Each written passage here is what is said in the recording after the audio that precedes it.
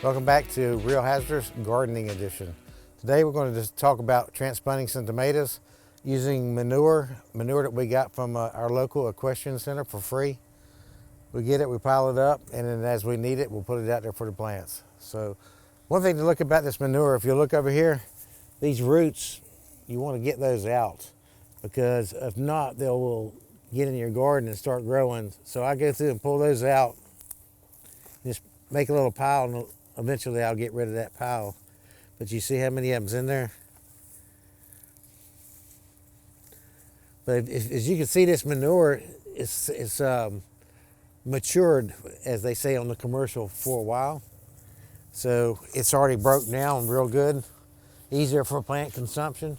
So what I'll do is I'll take this and I'm gonna transplant this over into the garden by my tomatoes and put this down in the root system. So it'll provide organic fertilizer for them, and hopefully a good boost to the start of the plant. If you can see that, oh, it looks like it's soil because it's aged. So I'll fill this bucket up so I don't have to keep coming back and getting the shovel each time. It's a little ways from where the plants are. So what I'll do is I'm gonna dump a little bit of this into the hole each time I go along. And I got my pre-started tomato plants. This is Sweet Millions. It's a cherry tomato. I got my basket because the tomatoes, you gotta have something to support the plant or they'll fall down. Now this one I bought as a small plant, but usually I'll get seeds. The Sweet Millions, I can't find seeds for. It's a hybrid seed, so they were hard to find. But some of the other plants you'll see me put out later will be something that I started from seed. If you start them from seed, you want to start them in January, and then by, this is March. This is the second weekend of March, so it's about right. We supposedly had a frost last night. The long-term forecast is no freezes for the next 2 weeks, so hopefully we'll be good for the spring to get started. And some plants are better transplanted by plant versus seed. Tomatoes and peppers are one of them. Usually eggplant's another one that's good. Most of the farmers you see will put in plants, just like they do tobacco plants. They'll have pepper plants and tomato plants. The other seeds grow faster, like corn and beans, squash and zucchini, cucumbers. They sprout real fast. These take a long time to sprout. So what I'm gonna do is I'm gonna try to keep this whole thing together when I put it in there, just like this, so I don't disturb the root system. Now I'm gonna move this in there and I'm gonna lay it down gently in there like this. Now, what's good to do is if you can put this in first, and then, because the dirt's so soft and it doesn't affect the root system, but you want to get it down there pretty far because these plants get heavy. Now, I've got a pretty solid tomato cage.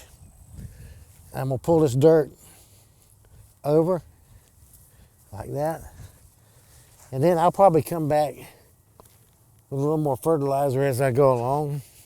Now I like to cover my plants up to that bottom leaf right there for two reasons. One is the root will come out all along that stem right there, and then if I get a heavy wind or something, I don't have to worry about it breaking my plant off. And as it gets bigger, the basket will actually support it. So we'll repeat, same thing, put a little bit of that in it.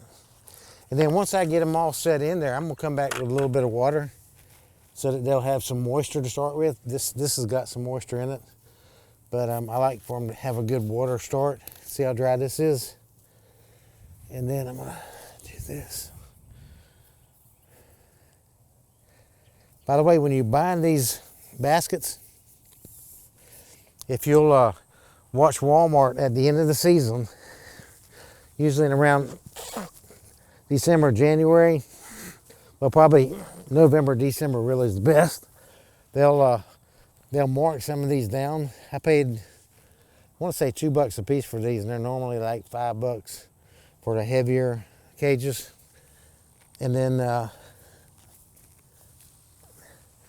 heavier ones will do a lot better. Them small ones are okay, but the heavy ones will keep them from when they get up real tall, because these plants will grow 5 or 6 feet or even taller once they get to going. So we'll do this one right here.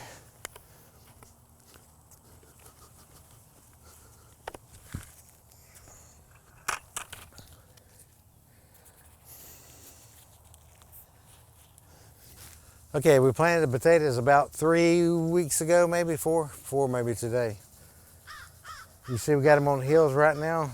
I've already went through and kind of cleaned the grass out of them once, but you can see the grass is starting to come back, so it's kind of a regular thing. Once they get up about this high, they'll actually shade the grass out and they won't grow. But one thing you want to do is it's kind of a dry year, so you want to keep the plants wet, keep good moisture on them. If you don't, what'll happen is you'll have to, when you do start having to water, it'll take 5 or 6 hours. As of right now, I got moisture in the ground, so I won't have to put near as much water on them. I water them about maybe an hour each day, and that'll keep them enough that the ground don't dry out. And we'll keep it going, and then these potatoes is March, probably in another month. We should be starting to be able to dig a few potatoes. They'll be small, and the longer you let them sit, they'll get up to, I mean, pretty big size. But little red potatoes are really good in like any stews or just cooked it on the stove whole. All right, guys, we've got them all planted. We've got the bed set up, the cages on them. We're waiting for Mother Nature to come through with some rain and some warmth to get these plants going. Make sure you tune in, subscribe, like, and send us any questions you have. Thanks for watching, and we'll see you on the next video.